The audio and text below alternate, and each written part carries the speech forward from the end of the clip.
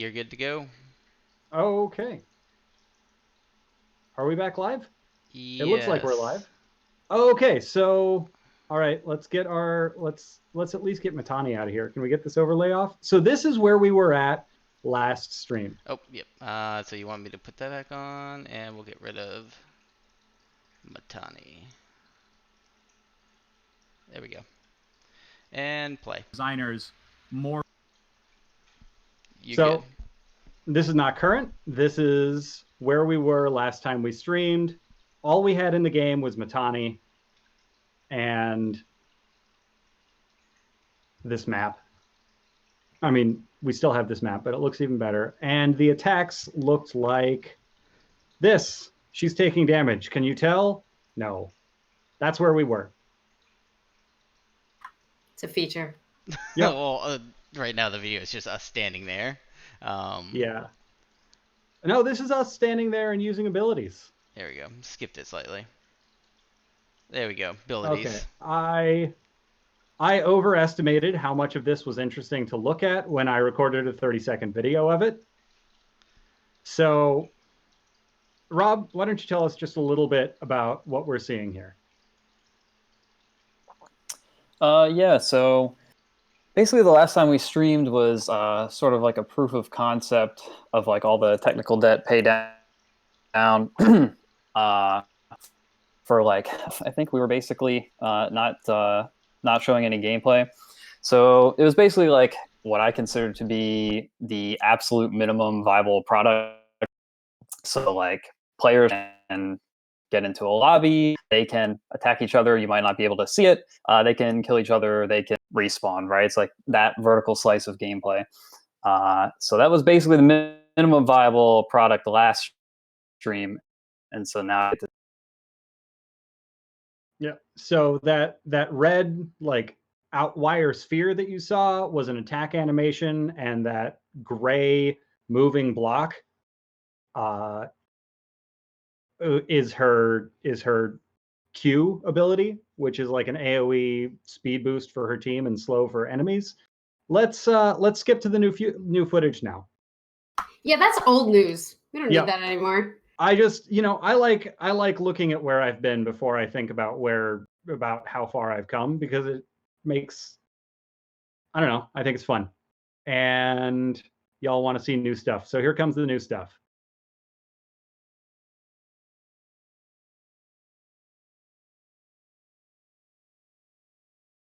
So this is the character select screen from a recent playtest. And this is what Matani looks like now. Shiny. This is our movement system. We have VFX. We have attack animations, which is pretty cool.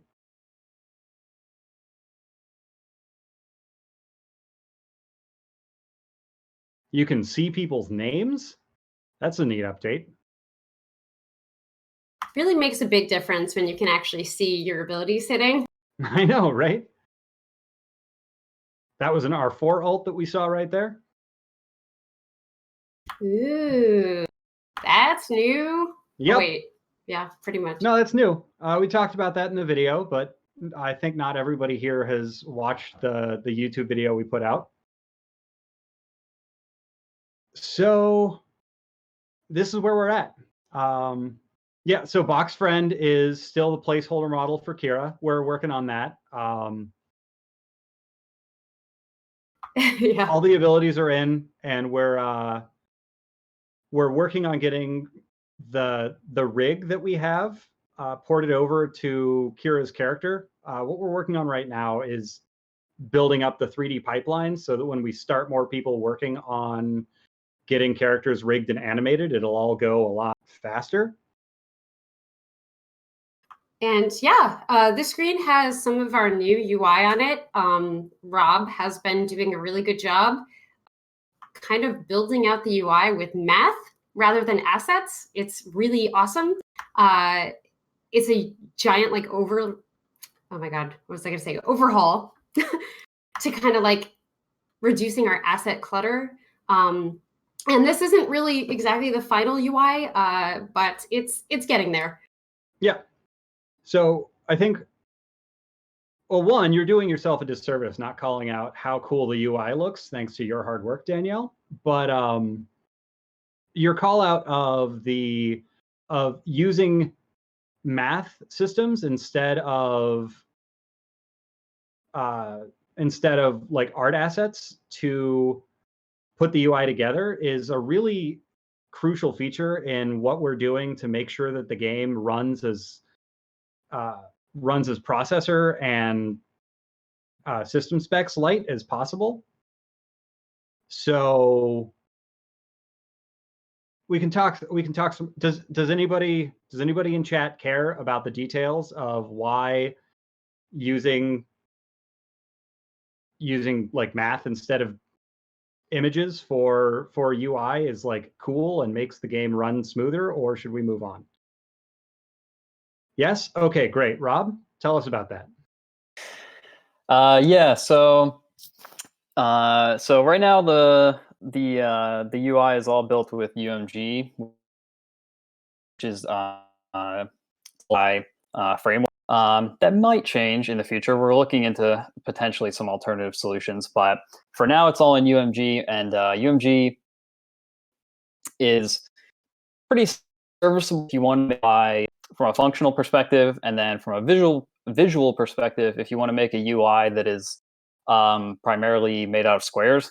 The second you want to do something that's a little more likely UMG, you start to run into the complications of using UMG. So we obviously want to keep our asset count like really low. So all of the assets that you see in there, there's only one asset for every like hero icon, for example. There's only one asset for every skill ability icon, something like that. And they just get reused and sort of cut up into different shapes as we need them. Yeah, it was something we had to kind of learn. And so if you're using, oh yeah, yeah. So and so before, what that would still mean is you would still need different assets for the masks themselves, like different shapes. You don't need which as well, but we actually got it down to 0 because we can use dynamic materials created to make sort of like adjustable shapes. So like the parallelograms. So the same material that's cutting out that parallelogram for the ability icon is also being used up to make a different angled parallelogram for the hero select. And so obviously that means you virtually have no assets almost at that point. So it's very efficient. Yeah. So in layman's terms, which I guess that's my job, every time we use a clipping mask instead of a unique asset to put in, say, Matani facing to the left instead of to the right for the images at the top, it reduces the number of specific bitmaps that the game has to load into RAM to run a match. And it's an example of what we're doing to try and keep the game as functionally efficient as possible. And it's part of our investment in making the game playable in the long term rather than making more of the game playable in the short term. So on the subject of the UI, you'll probably notice that we are scoring points and tracking deaths, and we've got these bars filling up across the top of the screen. So what we are watching is a completely functional demo of our quick play game mode, which is called Tribute. The way that the game works in terms of game lore is that our combatants are challenging a great combat ritual, which gives the victors the ability to direct the flow of magical energy out into the world. And oh, hey, look, it's an options menu. Tribute is the points that you earn by summoning shrines, which were those big obelisk-looking things in the middle of the screen. And Derek, can you skip ahead on this just a little bit? And I know, right? I'm looking for that mobs. I'm looking for that Tenacious D reference. So when you score kills, when you summon shrines, and when you kill enemy shrines, you earn tribute. And the first team to 100 tribute wins a match. And additionally, you'll see a blue spire of light in the sky. Those indicate a map element objective called offerings, which give an additional play objective that disrupts a pattern of play. So right now, collecting an offering, which looks like this, press 1 to capture orb. We're going to call them offering, but they're still orbs in our UI because we haven't changed that text. Capturing an offering fills the team's focus or ultimate meter, so they can use their super abilities. You'll see it come from Matani here in a minute. It'll be like a big explosion of distorted force that knocks back enemies and does damage. R4's is the giant explosion, and Kira's is a differently colored giant explosion.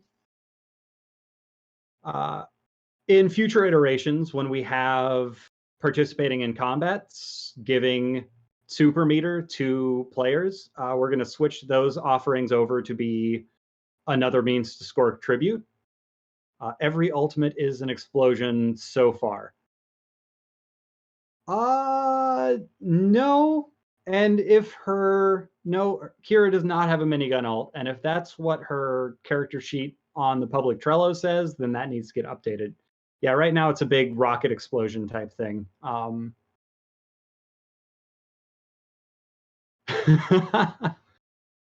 Yeah, so here we are exploring the geometry of the terrain.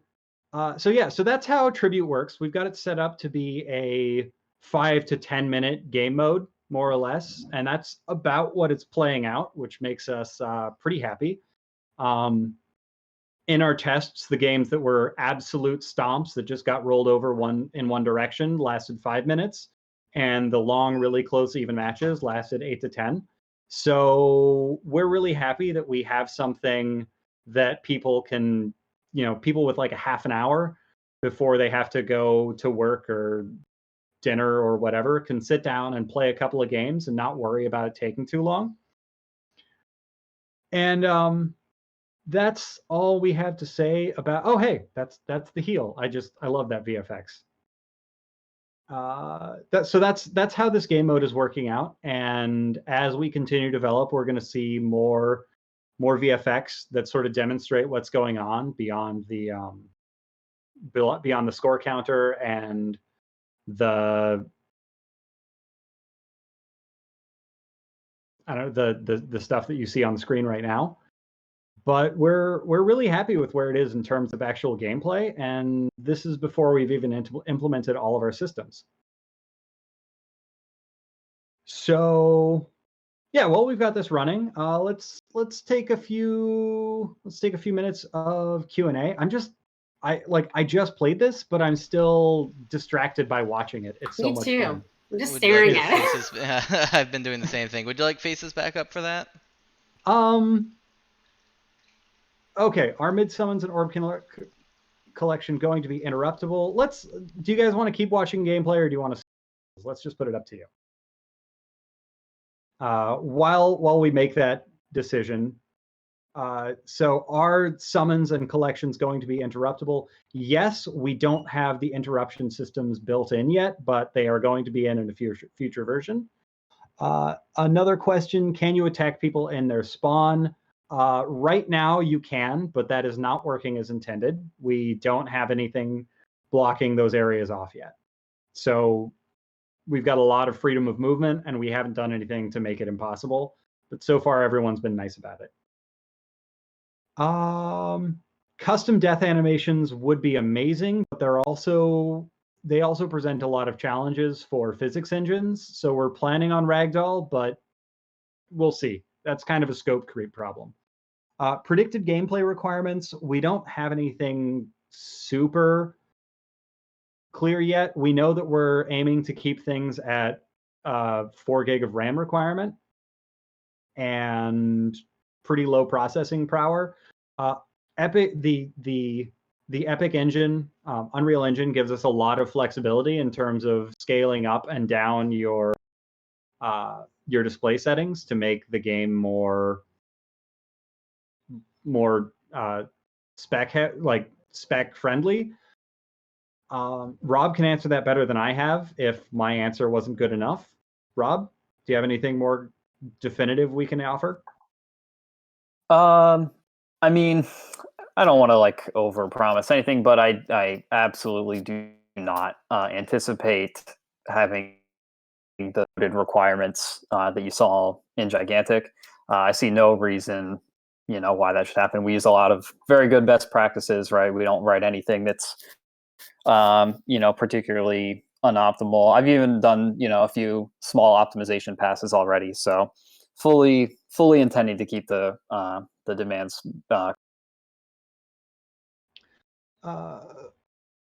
Did you see a double jump? No. What you saw was Matani's RMB, which we don't have a good animation in for yet.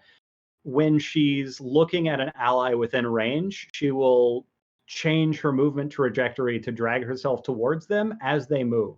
So if you do that to somebody who is running really quickly, they'll actually like pull you around corners and stuff. Man, y'all are we still accepting signups? Yes, we are, though we aren't actively bringing people onto the test team. We have enough bodies, and more people just leads to more challenges with communication and planning. We are going to make some noise about it. And if you want to sign up for to be notified of when alpha signups start, go sign up for our mailing list, because the first set of alpha signups that we take are going to be through that. So projectstamina.com, scroll to the bottom, read our FAQs while you're there, and sign up for our mailing list. Are any of the devs people who actually worked on Gigantic? As of a couple of weeks ago, we have picked up an OG Motigan, but they have asked to remain anonymous. So that's all we're going to say about that. Is the potential of a port to the future Switch console technically possible? Absolutely. For more information on that, go read our FAQs. We have a sound designer, and we're very happy. If you want to submit some ideas, I'm sure we'll listen. Next video. Awesome. Some Kira gameplay now. Yay, Kira, our happy box friend.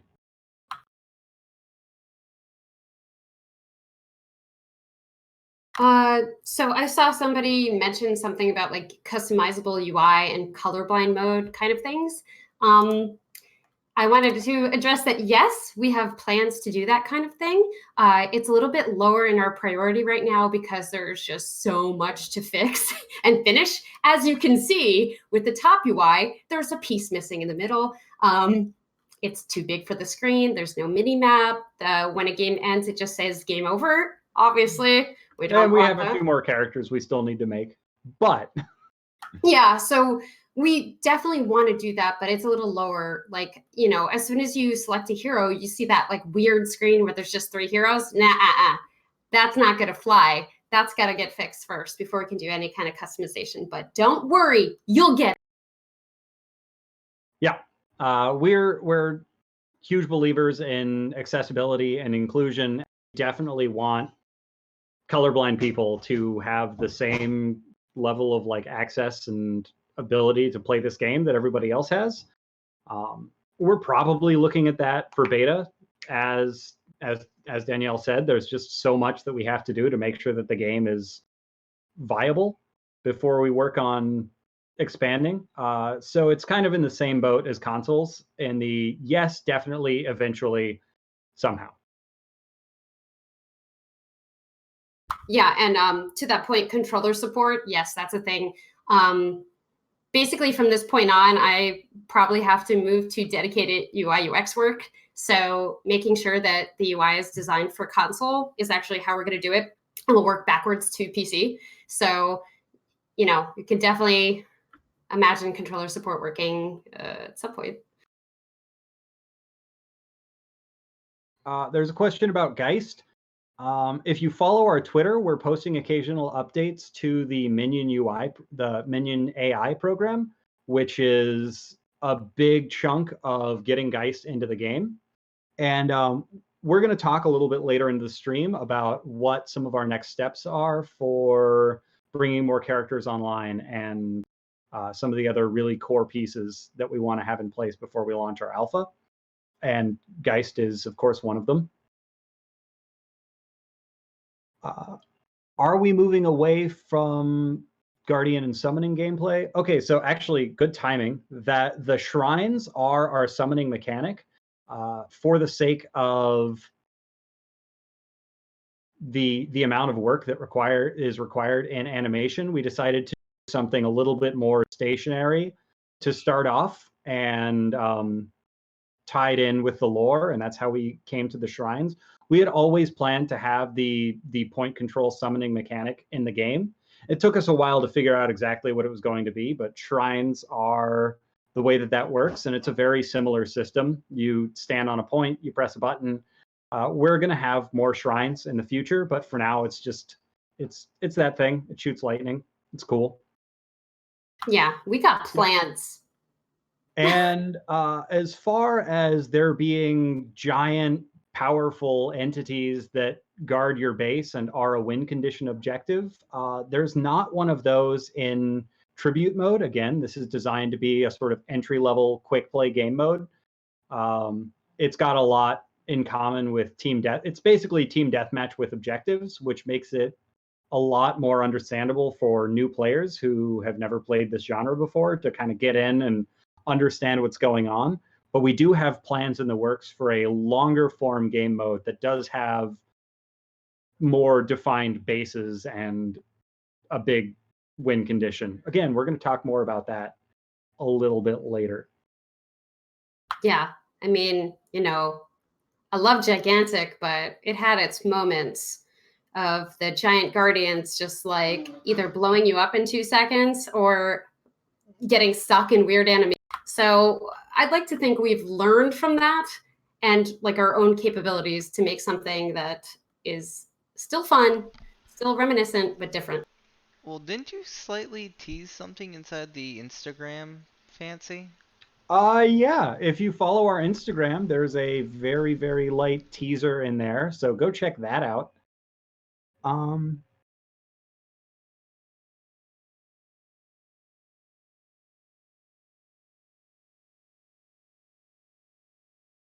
Yeah, there is an image. Oh, we got R4 gameplay now. Yes, my baby boy. He's looking so good with the shader on him. Ooh, we fixed that. It was an issue we had last time. His materials were not working right, so now he actually looks fluffy and metallic. If you notice, his orb in his mace glows, and you can't see it from here, but his ears and eyes are also emissive, glowing. It's pretty cool. I didn't catch that.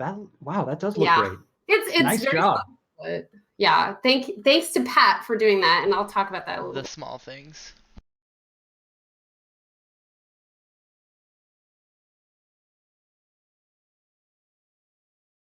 Okay, so somebody pointed out that the website link is not working. I'm actively trying to fix that right now, and Twitch says that everything is fine. So this is going to require more attention further on. Maybe I can't change it while I'm live. I don't know. But maybe. projectstamina.com is where to go. We're going to worry more about that later. Yeah, I posted it. I can post it again, just like throughout the stream. Fancy. We're almost through 30 minutes of footage, so. Okay. So what else did we want to talk about? So this is basically, I know we said last time this is probably how the alpha is going to look, and then we put out a bunch more visual updates, including like animations and VFX. And now we're actually at a point that this is about what the alpha is going to look like. We're going to update the UI. We're going to add more characters. The characters are probably going to be box friends here and there for a while, just because that's how development goes. And then we're going to roll out new features. If you'll notice, compared to the last time we were here, this map is now 100% real assets. No more of that like blocky white placeholder stuff that we had. So that's really cool. This is what we're going to look like moving forward. We do have another map blocked out, but the lighting is really weird on it, so it's not ready for show just yet. But we're looking at doing more maps with this game mode and then rolling out the next game mode in the future. Oh my God, gameplay just looks so good. A really good kind of like proof of concept. This shows kind of like the base VFX we're thinking about, the materials and kind of like the general look of the game, and feel, obviously. But yeah, moving forward, like this is our test map, right? Things are going to be smooth sailing from here on out. That's what I meant to say.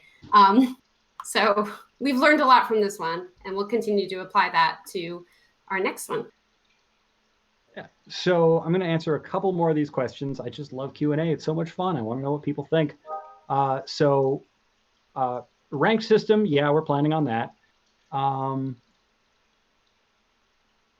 Lumi, I can't answer that question. I'm sorry. Where do I put my money? Somebody called out our Patreon. That's super cool.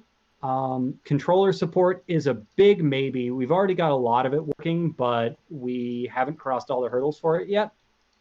Controller support eventually, yes. For the alpha is a maybe. There were one or two more that I wanted to get on. Customizable crosshair. Yes, that is a plan. Again, we've got higher priorities, but we're looking at a lot of options. And this is one of the things that the way that we're doing the UI gives us a lot of power for in the future is setting up things like customizable crosshairs. We're even going to have it so that you can choose if you want your health and stamina bars at the bottom or in the parentheses style around your crosshair. And that will be something that would be accessible through the options menu in the future. So yes, that is a great question. We are going to have the larger maps are going to be based in the same areas. This lets us reuse assets, which means we can make a lot more maps without as much actual work. And also, we like the story of the places that we build, so we want to explore them more. And yes, we are going to add more universal abilities, runes, Omen, to the game beyond just super jump. This is just the first one that we have in. It'll be in the character select screen with the when you pick your character. The roster is getting bigger. We're looking at launching the alpha with 6 characters so that we can not only have a 1-character team rule, but also not always have mirror matches. And somebody asked about monetization. We have a plan. We're not talking about that plan yet because it's just so far in the future. And in the meantime, if you feel like giving us money, no pressure, Patreon. If you don't, we just love that you're here, honestly. Like, really, don't worry about it. Yes, we love you. Will there be AI teammates if someone disconnects? We're actually working on reconnection systems. So if somebody gets disconnected, they should be able to reconnect to the game. Okay. I can answer Q&A forever, but we've gone through nearly a half an hour of footage, and we still have art to talk about, and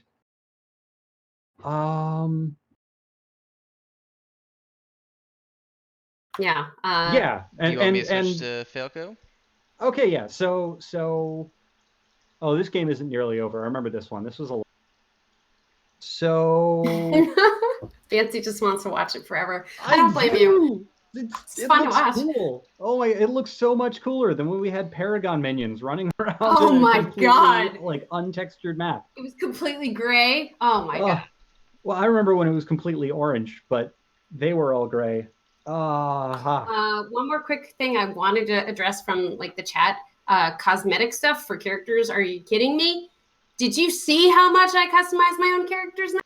As much as you can, which gigantic. Yeah, of course. That is definitely something we want to do. But like anything else, it is pretty far down the list. Skins and all that cool stuff.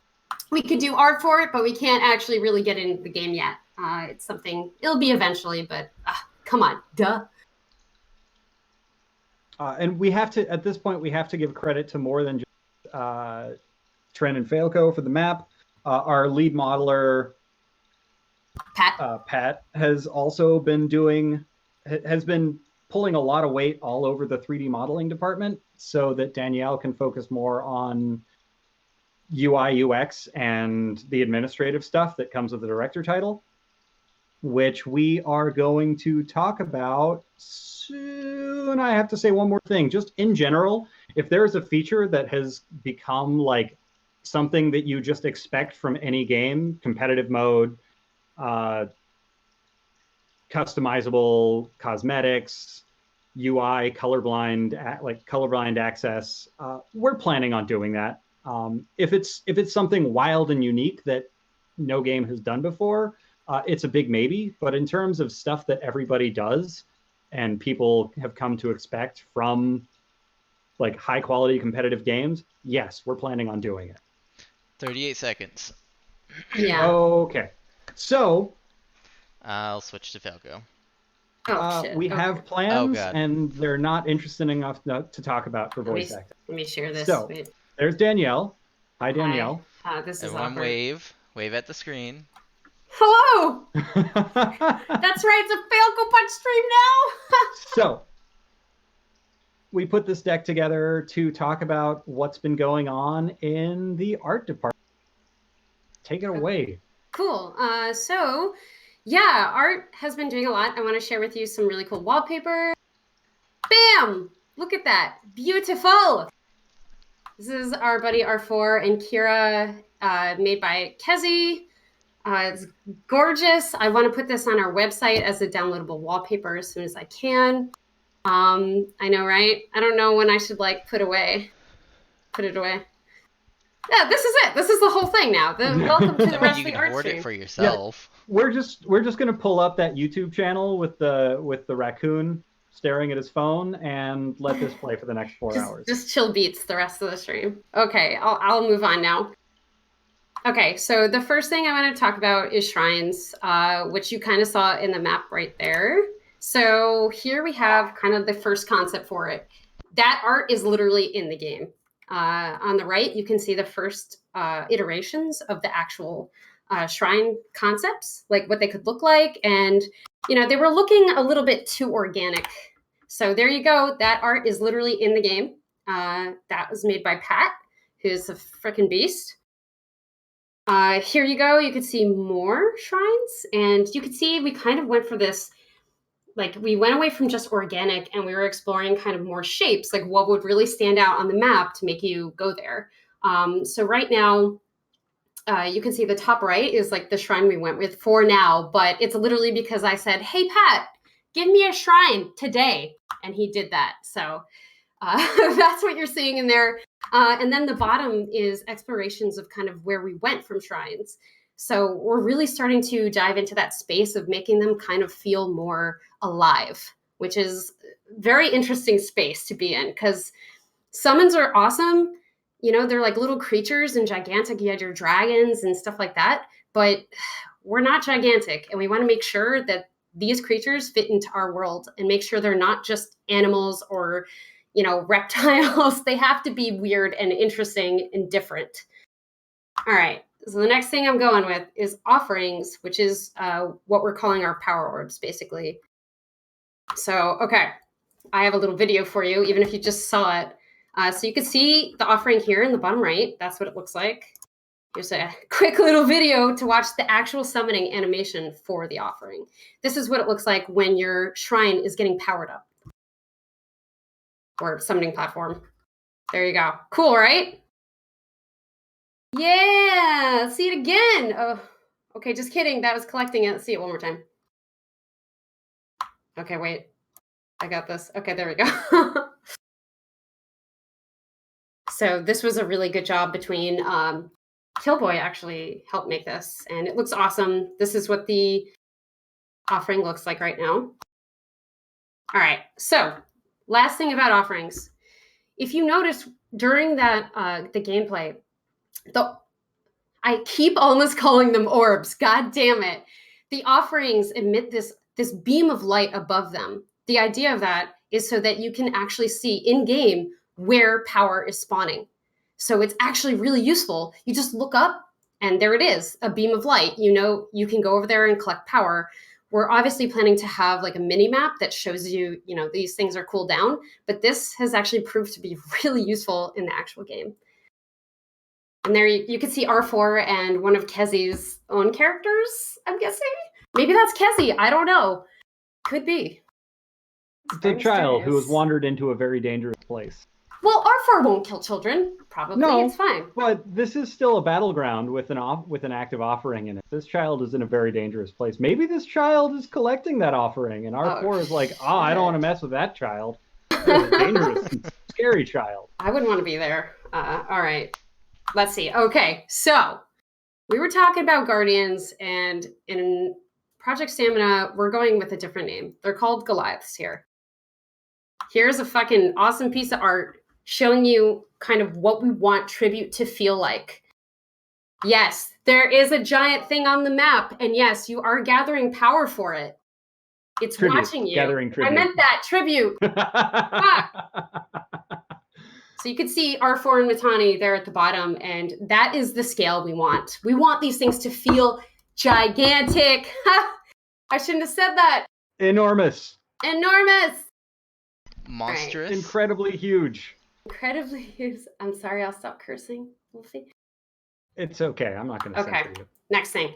So these are the first kind of stages of Goliaths. Kezi was exploring kind of making them feel like maybe they were in Breath of the Wild, or, you know, they were these ancient pieces of tech that we didn't quite understand yet in regards to the game world, right? This is kind of without context.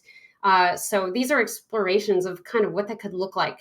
They kind of are like animated machines in a lot of ways. So it's like, how do we make that look interesting? How do we make that not a creature, not an animal or anything based on that, but like, how do we make it be this machine-like thing?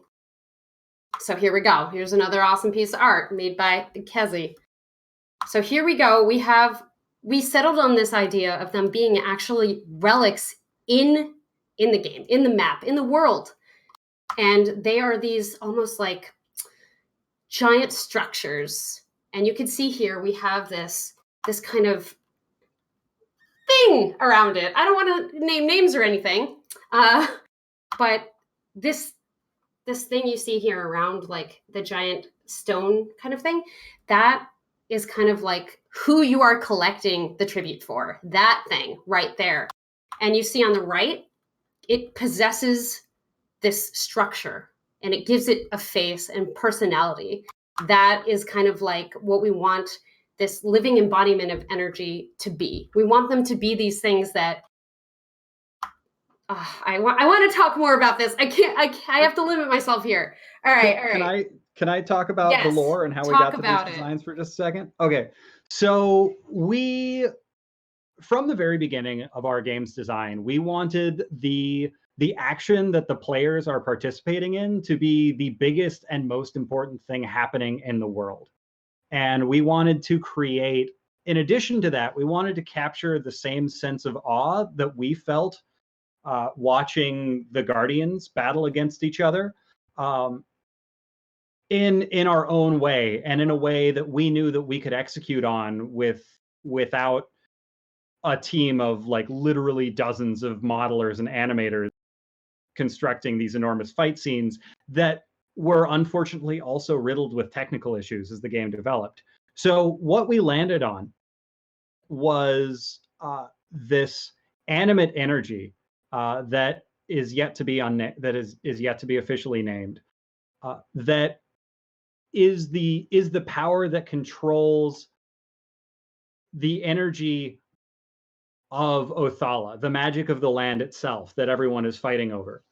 And so these beings animate these enormous constructs and are judging the ritual combat that our characters are participating in.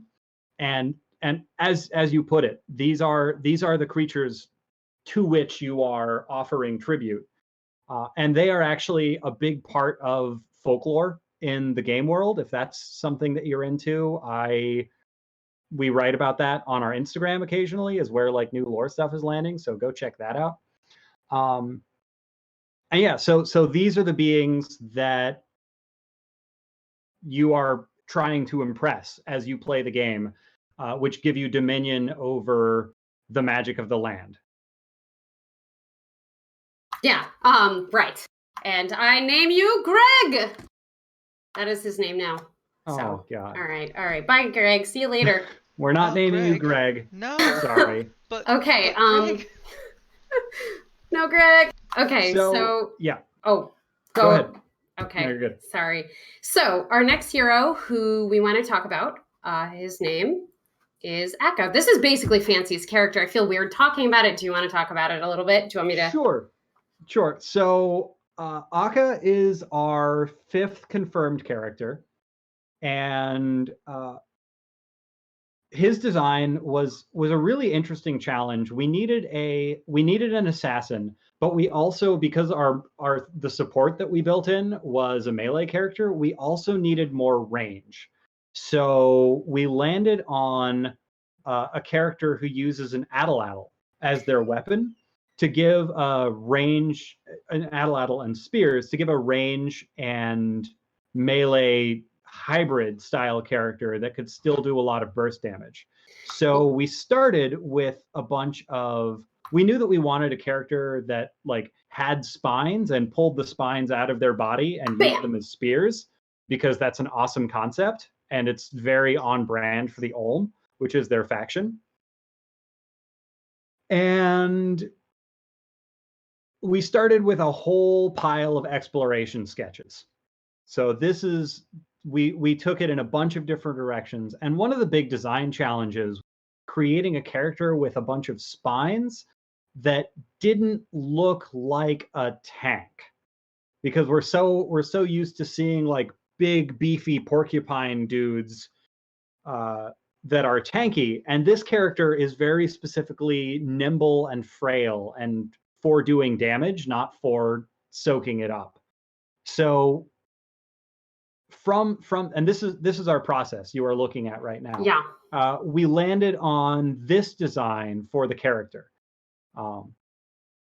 Yeah, and so yeah, as you could see with like the silhouettes, a lot of them they were really interesting. It was very hard to pick one. I mean, there were ones that looked like lizard people, ones that looked like mantis. You know, it's very hard because all the ideas were really interesting. But we eventually landed on kind of this kind of a beast man. You know, he kind of has that look of an animal, but it's still kind of a human. Here you could see kind of like Jacob's idea of the character along with Kezi's kind of artistic guidance here. We had to figure out, how do we make his spines kind of flow without getting in the way? You know, we don't really want him to have this giant tail that really like gets in the way of his silhouette. So we ended up kind of going with this sash that flows like a tail. I mean, come on, looks like a tail. I'm like really happy and excited to see how this started, actually. Yeah. Jacob did a great job. All right. So yeah, so once we had the characters like proportions and design blocked out, we switched our focus to the weapon. So those of you wondering what an atlatl is, this is what it looks like. It's one of the weirdest weapons to look up reference for, I'll be honest. I had to be like, Fancy, please. Fancy, help us. I don't understand your weapon. But I mean, turns out I'm kind of an eccentric weirdo, and a lot of my ideas are out there. But yeah, we got it working. I really like this. The idea of kind of like the thrower in general took a while to get right. It was hard because it actually has to function correctly. And as artists, sometimes we're like, oh, what looks the coolest, rather than like, how does this actually work correctly? So it was a lot of back and forth on getting that design correct. And to get his arm actually throwing it correctly. So it was a fun process. Yeah, it turns out not everybody got shipped out to the desert for a week and taught how to use them in elementary school. That was unique to me. Yeah. So here we can see the action sheet for Notch that Kezi had worked on. So this is kind of going through LMB, RMB, QE, ult, and kind of what Notch would look like from the back as you're playing him. So these are the kind of things we're going to have to hand off to an animator and work with them to get looking correct. A lot of our animations right now are kind of in their beginning stages. Like we need to fine tune them. So getting to that point, it'll be a little bit, but we'll get there. He'll look cool. He'll look this cool. Don't worry. Yeah. So, so this is how we got to our finished product, which is on the next slide. Yeah, here we go. Jacob made this, and it is the style we want to have for all of our finished pieces to kind of bring them into alignment, and looks amazing. Here's Akka.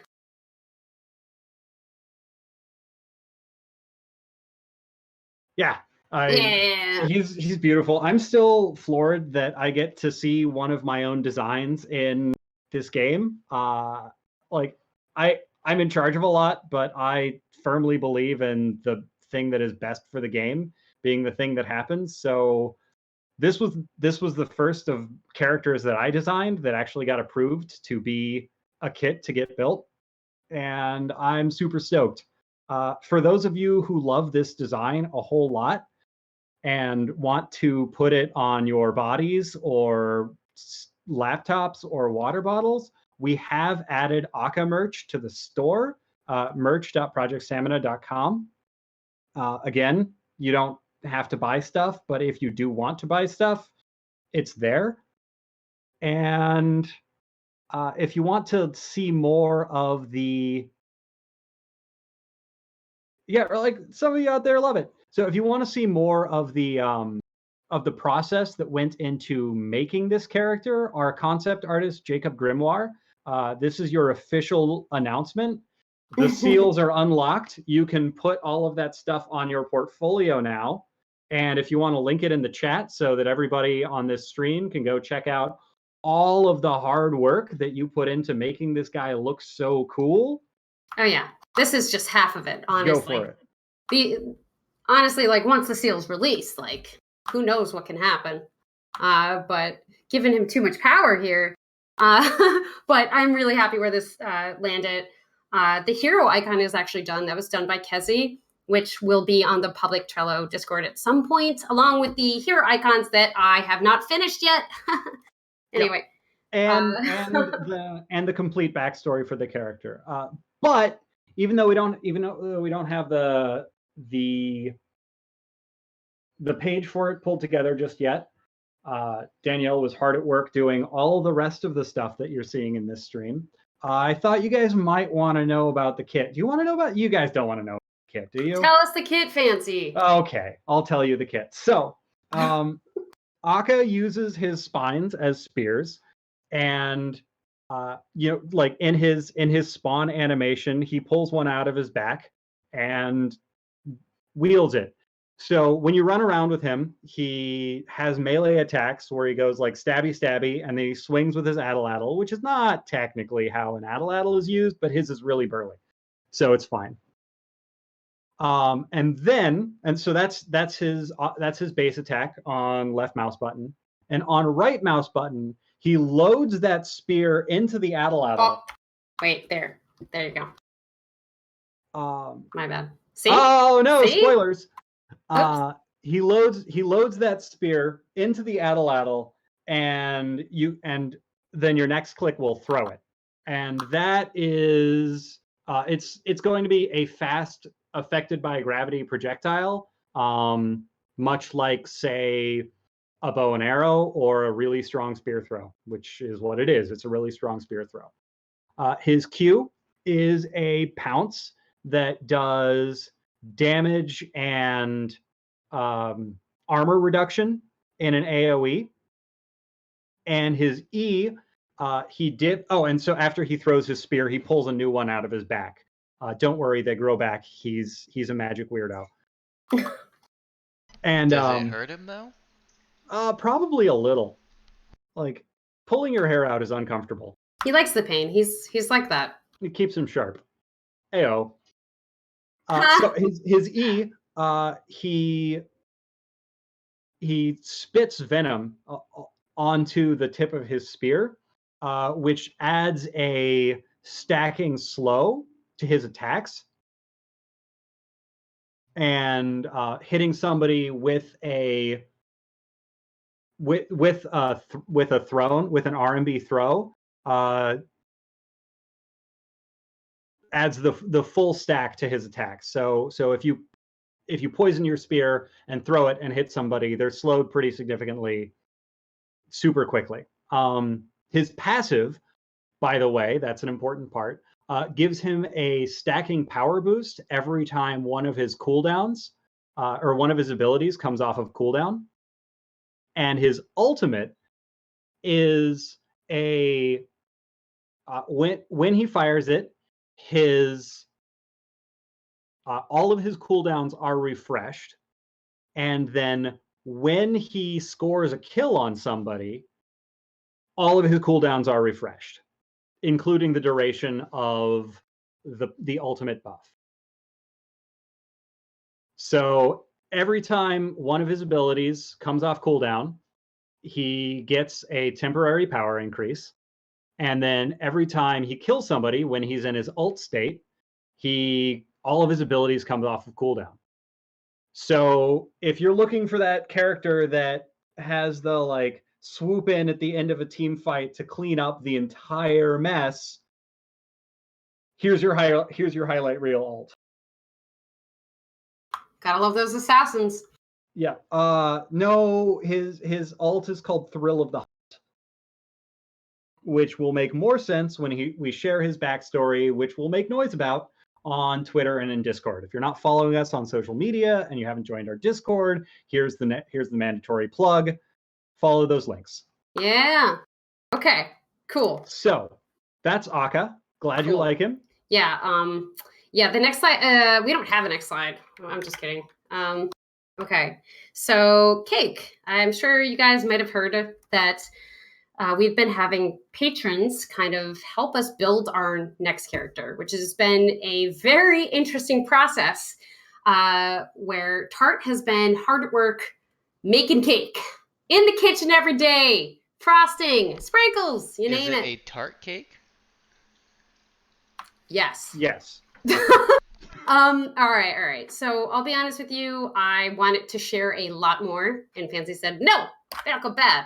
So I must say that if you guys want to know more, and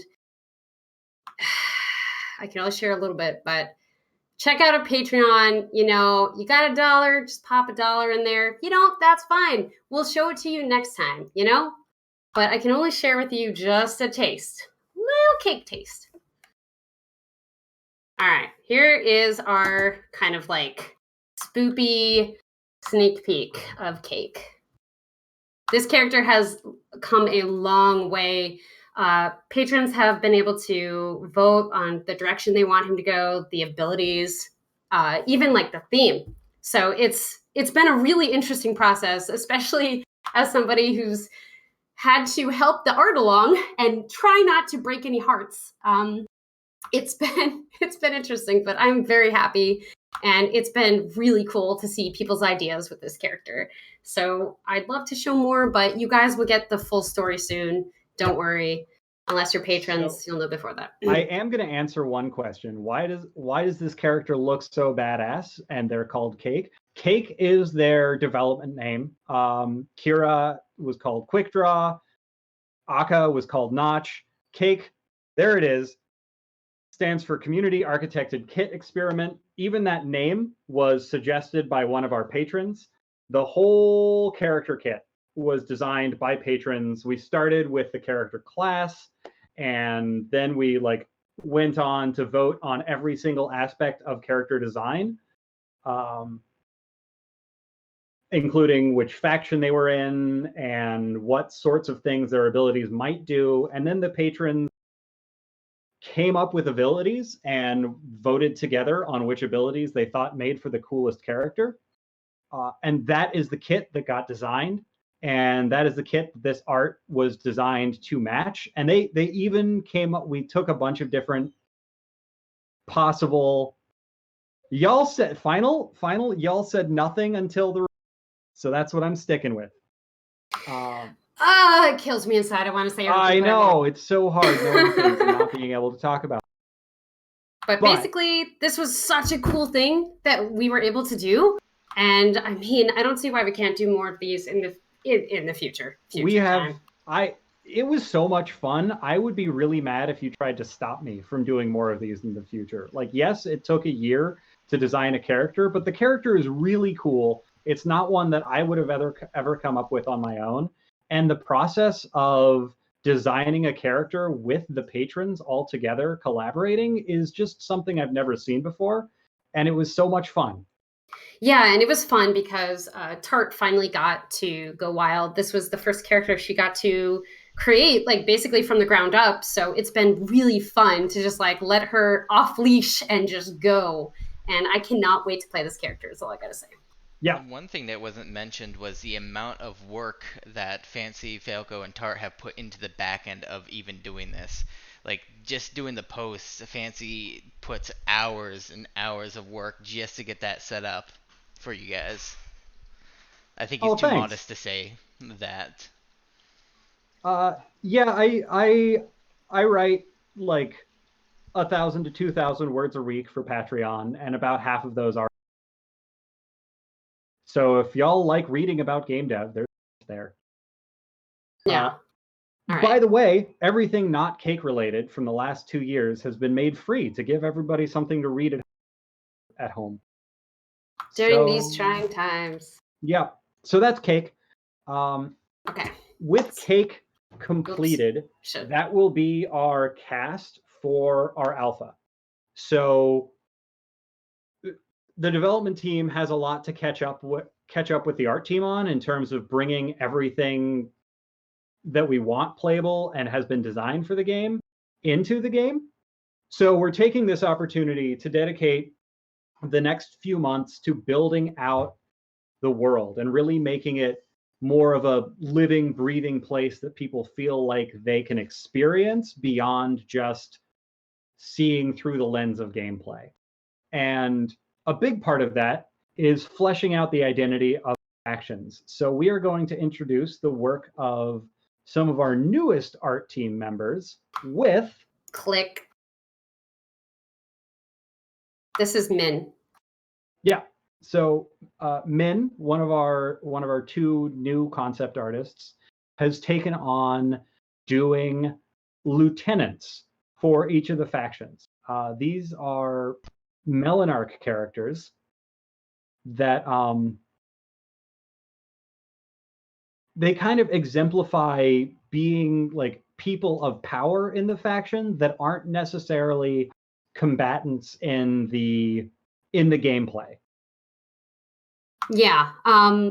So right now, a lot of what we want to do is build out our world. You know, we have these factions that are really cool, but we need to really define them and make sure everybody fits in the same world. Off screen, I've been doing a lot of world defining with, you know, stuff people would wear, what it's like if you're rich, what if it's like if you're poor, your architecture, all that kind of stuff.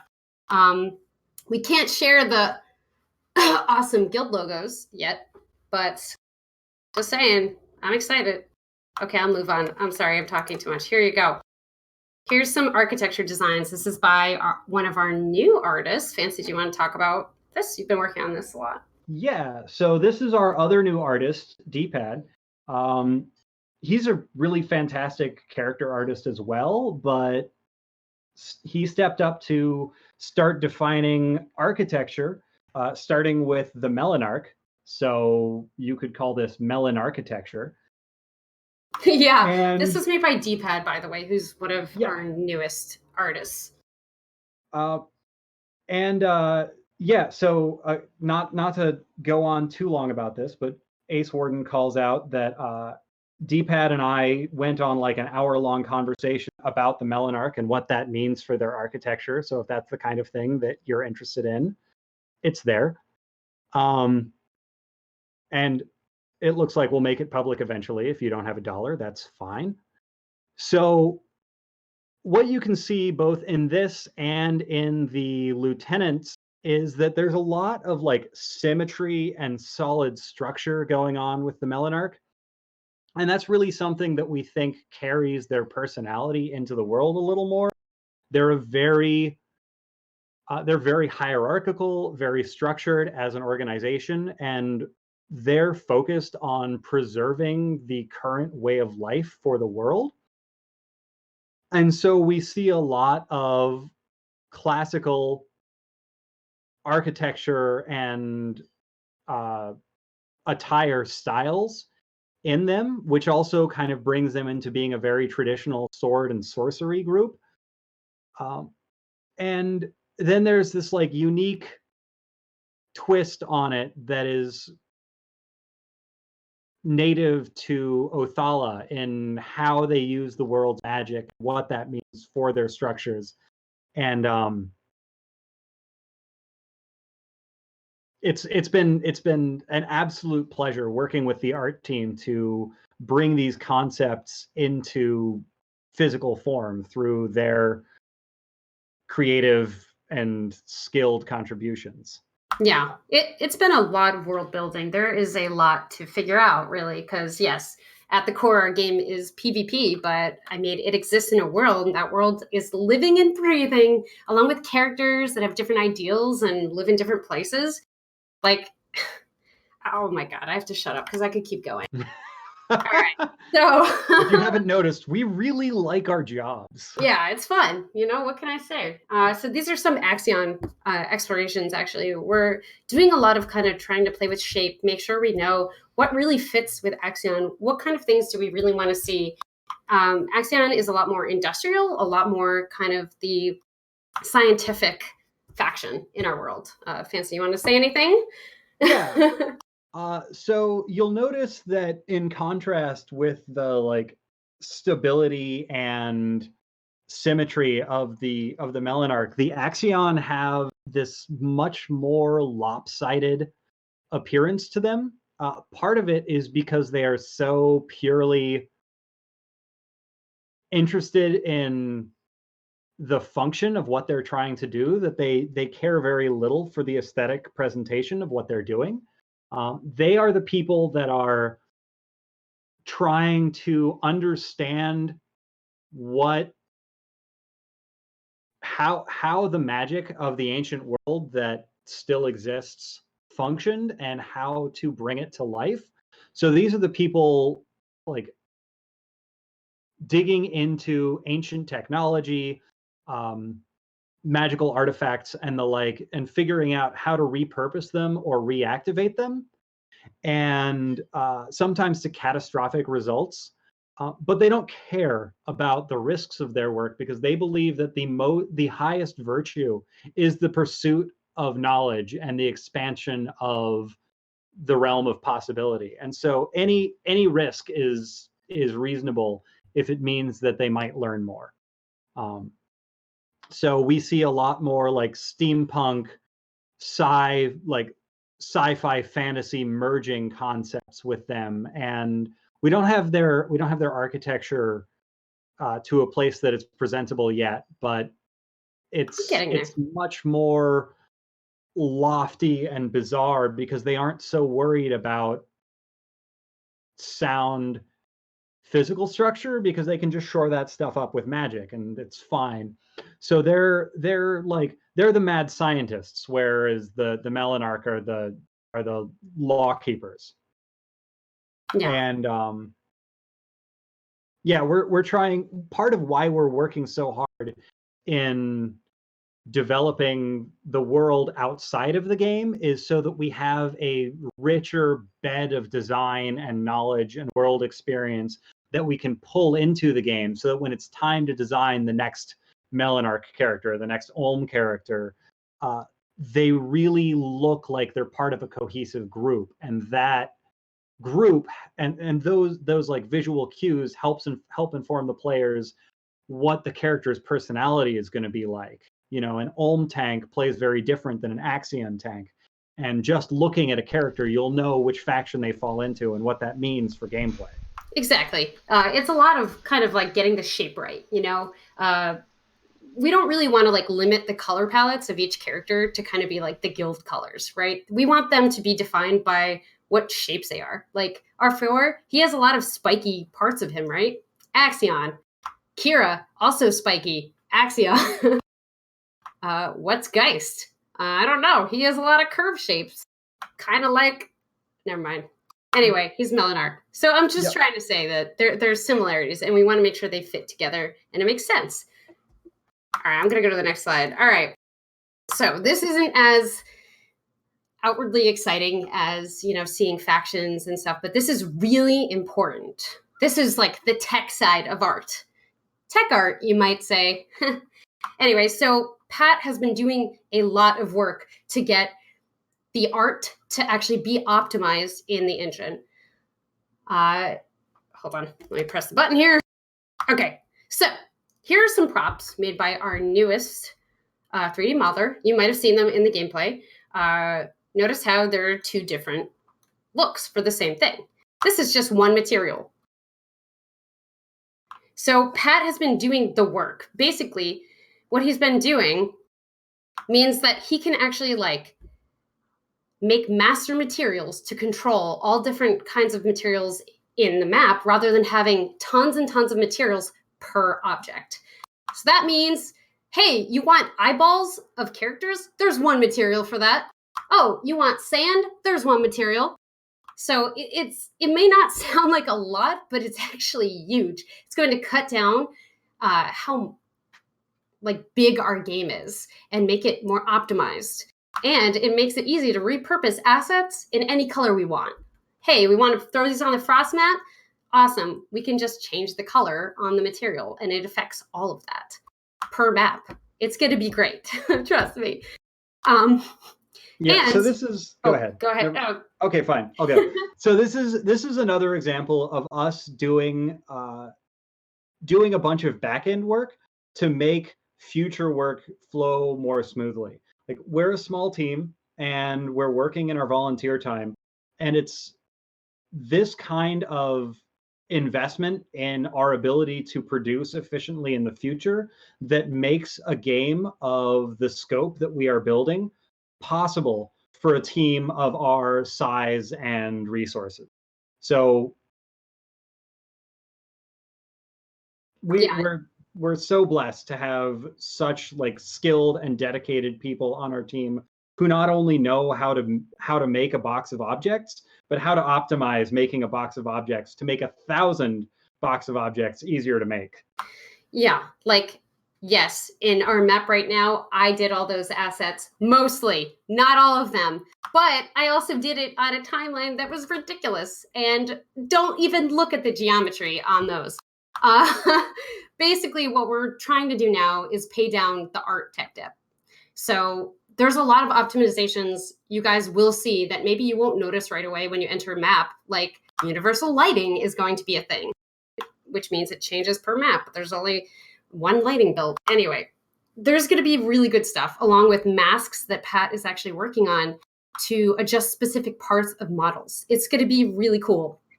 As an example, that means we can maybe put sand on top of rocks or snow, and we can make it affect the meshes around it. So that's actually a really pretty cool thing we can do. That's so cool because it means that we can change a map's geometry for balance reasons by changing the size or placement of some rocks or moving an archway to a different area of the map to change a line of sight or a movement path. And without rebuilding all of those assets, the map's visual cohesion will remain intact even as we reorganize it for gameplay purposes. Yeah, and honestly, it's going to cut down how much time it takes to load a map in general. So what you'll see eventually after the stream is the map being optimized. Actual assets getting in, not rushed in by me. But it's still going to have that same kind of feel to it, that same look that you've been seeing. That is what we're going with. And let me just credit real fast. One of our new 3D modelers is Ordinary Oddball. He's been killing it.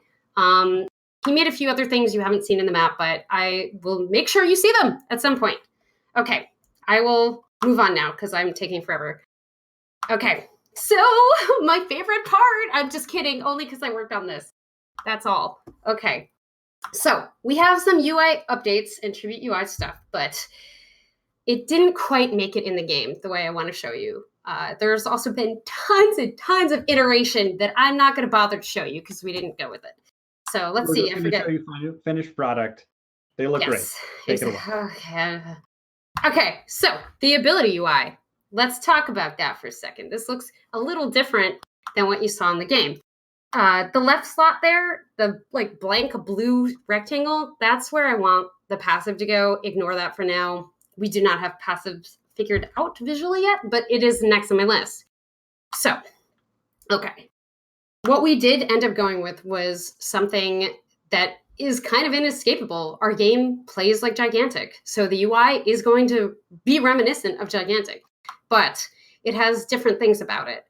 Can I talk about how it works, or am I not allowed to talk about how it works? You know what? Yeah. So here's some unannounced content for you, but we've played around with how it's going to work enough that we're confident saying that this is going to be how the game functions. Yeah. Go for it. Okay, so I'm really sorry if this doesn't like show up as crisp as I want it to on stream, but basically, health is in the same place as Gigantic, stamina is as well, and in the center there, that's your rune. That's a new shape we're doing for runes. It's hexagon.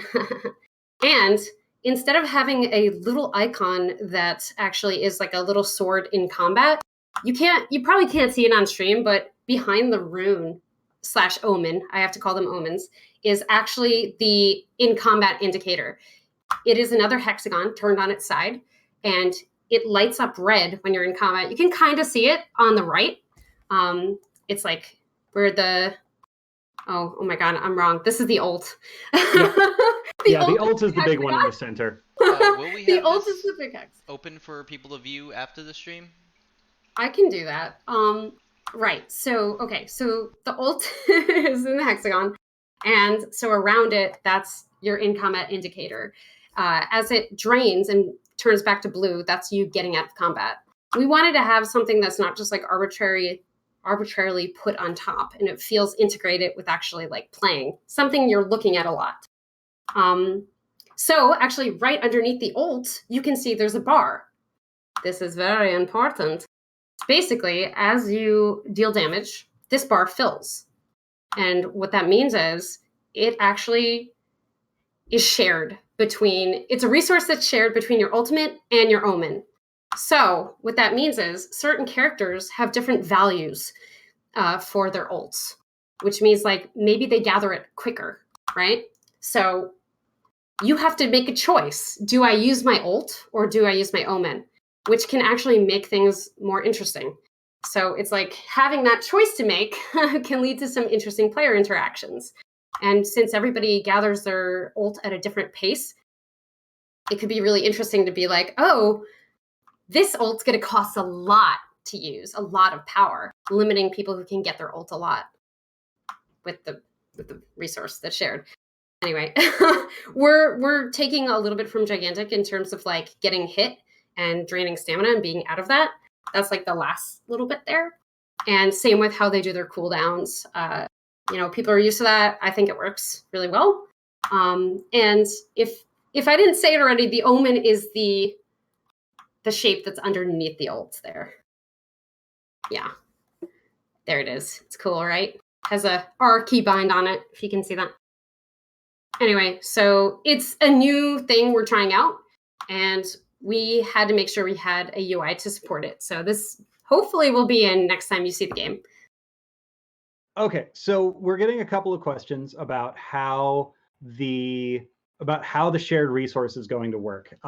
What we've landed on is that having a resource that builds up to 100% and stops there is probably the most intuitive and still gives us a lot of room to balance around having having ults be strong or not so strong, but more often available. So we will not be doing the multiple charges where you don't get any choice in how much of that charge you use for your ult. Your meter is 0 to 100, and then some ults will have, and every character's ult will have its own cost. So some characters will have a full cost, like a full 100% meter ultimate, and it will be very powerful. And then some characters will have lower cost ones, and they will be balanced around not only their resource cost, but also their cooldown. And the Fancy. Omen, There's some yo, people that don't know what the Omen is. so the Omen, we've also been calling it the Rune. Those words are kind of interchangeable in design. They are universal upgrades that or abilities that you select during character selection. Right now, the only one that we have in is a super jump, but we plan on building in some more. One of the ones that we're looking at doing is a cleanse, so that you always have a button you can hit if you're hit with crowd control effects. And those will have the same cost for every character, but they will be costed and uniquely and have unique cooldowns as well. So yes, ults have a cooldown and a cost, and Omen have a cooldown and a cost. Yeah, because you don't want to be able to spam your ult. That is not something we want, especially if you have unless we design a character specifically to have an ult that is spammable, in which case we will have a character with a spammable ult. Yeah. Also, sorry for the quality on the stream of this. Like, it's I'm being so piped through Discord and then streamed. I think sharing this to our Discord as something everyone can view later is going to be the way to go. Yeah. So some of the software to actually do this appropriately is very, very costly, and it's something that we don't want to nuke right now. Yeah, we're figuring our way through on the resources that we have. And mostly fine. We're just happy that we're here and we can show you this stuff. Yeah, Trin just doesn't want me to show my work. I see how it is. All right, I should move on to the last slide, huh? Okay. So to clarify, runes have different costs, and those are unique to each rune. And then ults have different costs, and those are unique to each player. And whether or not they're wildly different, or we put them at like standard benchmarks of like 15, 25, 50 or whatever, kind of depends on how it feels when we start playing with them. But the plan is to give ourselves flexibility. So if we do decide they need to be really granular for balance purposes, we can. But we're going to start grouping them all together just because it's easier to comprehend when we start messing with a new system. Yeah. Okay. I'm going to move on because I'm taking a lot of time here. So the last thing I want to show is the Tribute UI, which you saw some of in the stream, but here we go. All right. Tribute and Goliath UI. Here it is. You saw it here first. Basically, what I want to just talk about real quick was we did a lot of iterations for this. So you remember that like empty diamond shape? Well, that's where the Goliath picture goes. Cool, right? What we ended up doing eventually was, to my chagrin, but it works out perfectly, is Rob asked me for a perfect mask shape that had to be symmetrical with the diamond. So we ended up going a lot closer to Gigantic's UI. But to be honest with you, a lot of the UI has some nice parts of it. So basically what we're trying to show is both teams are racing towards the same goal, right? You're both trying to get that 50 power in the game. The Goliath is in the middle. It's like, give me your power. So that's what we're trying to go with. So it's kind of the same with the Clash UI, right? Tribute. I meant, yes, Tribute. Tribute. Oh my God, I can't even. Okay, so yeah, the Tribute UI. When a team has full power, there it is. You see it. It's the second one down. And the Goliath UI has the same kind of thing Gigantic does. One problem I had with Gigantic's UI was that I couldn't understand the health bars. They were very confusing for new players, so I tried to give it a much more arcade feel. Everybody knows big health bars, right? That's what I went for here. As they deplete, something might change in the map. I probably shouldn't say anything else. Yeah. So there it is. You've seen it here, folks. The UI. And it still looks like kind of crappy quality, but trust me, it's crisp. Okay, I'm gonna stop talking now. So this is what we're the last half of this slide deck was a look at what our art team is going to be working on while the programming team puts our characters in the game. And a lot of that is going to be the art team. Akka clearly just got finished and will still need a model, and Cake is not quite done and will definitely still need a model. But here's an example of the kind of the kind of work that you can expect to see in the future streams and future gameplay videos. Yeah. And with that said, okay, I will stop sharing. Talk a little bit about what's happening in the world of our technical side. So, oh hi, it's me. So let's put some of the footage back on. And Rob, you can talk for a few minutes about what we're seeing in the engine and what you've been working on and what our next steps are going to look like. Look at the art. Oh, it went away. But did you see that? That's some art that we're going to share with you in the future. Oh. Yeah, you'll get it eventually. Okay. Yep. All right. So. Oh, why is that not playing? There we go. You guys are good. All right. So. All right. No more of that. So I know that some of you turned in later and haven't seen it yet. So here we are running a bunch of this again. Rob, why don't you explain a little bit more of like what we're all seeing, and from a technical perspective, and why what you've been doing with the programming team has made this all possible. Yeah, hold on. No, I'm not. Okay.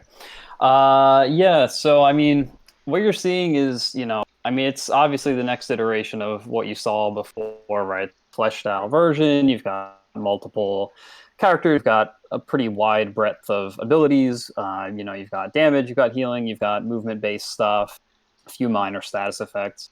But really what you're seeing, it's in a video, but the game is extremely responsive. Like, all of the client prediction stuff, like all of the networking is really, really solid. When we do our, for example, the testers basically just play the game. So, sometimes I come into the test and I get a little bit annoyed because I'm looking for a very particular bug and we just want to play the game. It's actually a very, very good thing, right? It means that even in a very early state, they feel as if they're playing like a complete product, right? So that's really the major accomplishment. And then everything that you see in the game is like one-off in any sense. So what I mean by that is that like we abstract everything. Like every ability is templatized to be reused later if we need, like all of the conditionals for activating an ability and putting it on cooldown and things like this, all templatized. One thing I posted earlier is, I posted the blueprint that hosts all of the and there's just nothing in it. It's completely empty, right? Because she is just a container of all of her component parts, her abilities, her model, whatever. But there's no proprietary code in it, right? Because it's all been properly sort of. So at this point, I know that people in game dev, they might, or people who are interested in game dev might think that you spend all of your time sort of like creating characters. The truth is that we could create a character given animations at this like an afternoon. It really isn't, that big of a deal anymore. That's really been a largely templatized process. And so what this means is as we sort of get our 3D pipeline shaped up and things coming in, some of the things that, are perhaps not quite as sexy, but We need to have everything working properly at scale for things like parties and friends lists, and we need things like key binding system and all that. And these require dev time as making a character or making a new shrine or something like this. But that's why you abstract as you go, right? We can spin up new characters, new shrines, all very, very quick. And then I would say, probably just to cap it off, at this point, it does feel like we've sort of crested a wave of how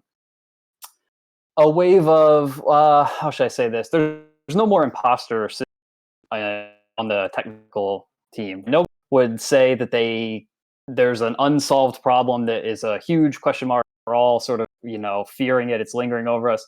There's none of this really anymore. Like, to sort of go down, I was saying this last night, the way the multiplayer game works on a very, very high level is you have attributes. Attributes are modified by effects. Effects are done by abilities.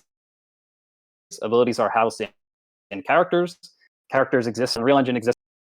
And at this point, we've touched every single one of those areas. There's really nothing left to touch. There's just all of the sort of managerial stuff, like what are we going to prioritize? How are we going to do it? But I can say at this point that I am actually very happy with the state of tech and where the game is, and we should be seeing some pretty rapid feature work coming up. Cool. So one of the things that is probably the least interesting thing to talk about, but is one of the biggest deals in terms of maintaining the fidelity of a project like this, is paying down technical debt. And I know that you've talked a lot lately about doing that and why and what it means for us in the future that we've been keeping our tech debt low. And especially for those of you who don't follow Epic Games as avidly as we do, they have announced Unreal.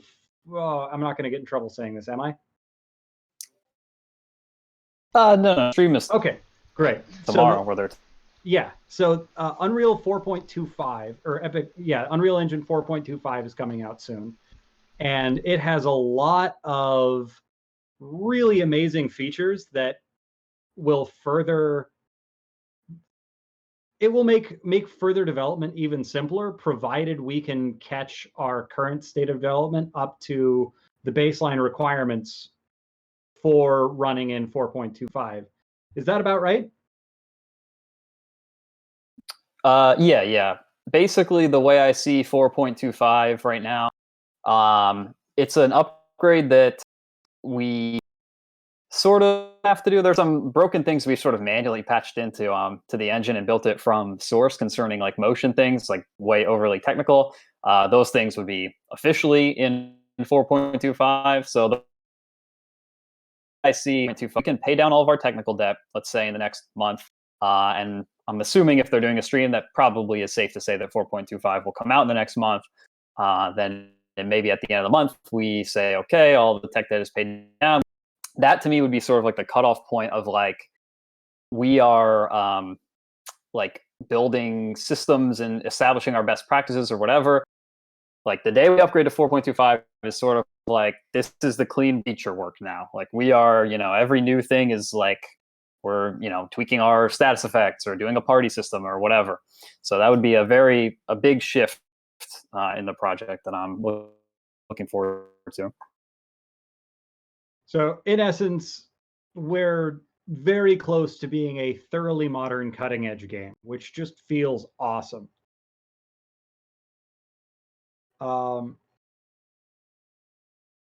It's all awesome. Yeah. Everything's great. I mean, we have come so far from like the last stream in terms of knowledge and like where the game is at.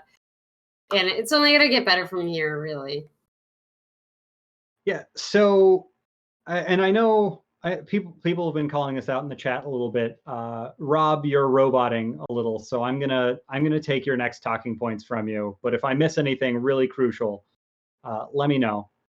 So the next few steps that we're going to be working on the programming side are building in our characters' stats, so they have unique modifiers for their armor and their damage multipliers on their attacks.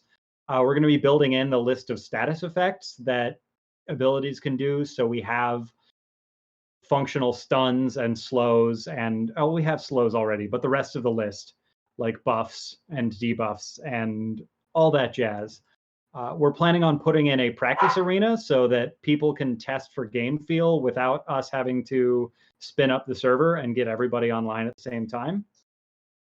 And of course, build our last set of characters. And the technical side of all of this has been made relatively manageable because of the work that Rob has done with abstraction. Everything that goes into making a game mode is basically a set of Lego block code, so we can pick it apart and put it back together and make something that functions for one player on a map without an internet connection. And the same applies to making characters. Because of how Unreal works, we need animations of some sort to make character abilities fire. But that's where we're working on a new animation system for Box Friends, so we can get placeholders in. And then some of what comes with Unreal 4.25 is an even smoother pipeline for certain kinds of animations. So that's also exciting. And then with those things done, which they're a pile of work, but they're a pile of work that we completely understand, we will be ready to launch our alpha. And with the way things are looking right now, it looks like our alpha should be ready to come out sometime this summer. Yes. Yeah, yes. the crowd goes wild. That is the big piece of news that we're capping off this stream with. If you want to participate in the alpha, go to our website, projectstamina.com, and scroll down to the bottom, find our mailing list, read the FAQ while you're there, because it's important, and sign up for the mailing list. Because when we do alpha signups, we're going to be sending something out through that list. We need people's emails, we need people's contact information so that we can manage accounts, and doing it through the mailing list is just the best way that we can handle it. So as we get closer, we'll announce more about what playgroup sizes and release schedules look like. But for now, that's the plan. Alpha this summer, provided nobody's computer explodes and we have to stop development entirely. Yeah, so it's pretty soon, TM. Okay.